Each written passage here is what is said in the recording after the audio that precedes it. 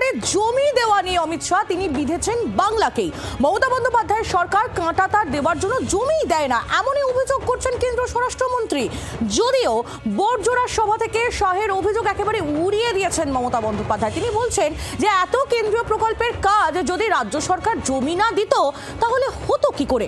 শোনাবো দুজনের বক্তব্যই।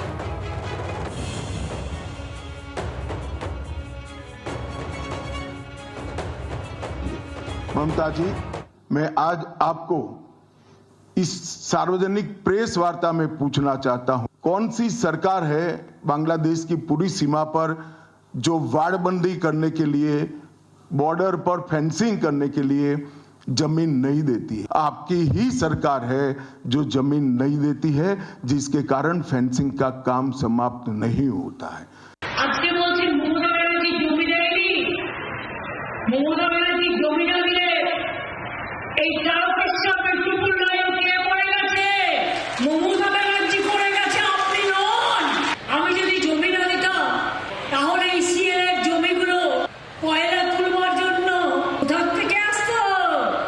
রানীগঞ্জে জমি কে দিয়েছে, জামুরিয়ায় জমি কে দিয়েছে, বাঁকুড়ায় জমি কে দিয়েছে।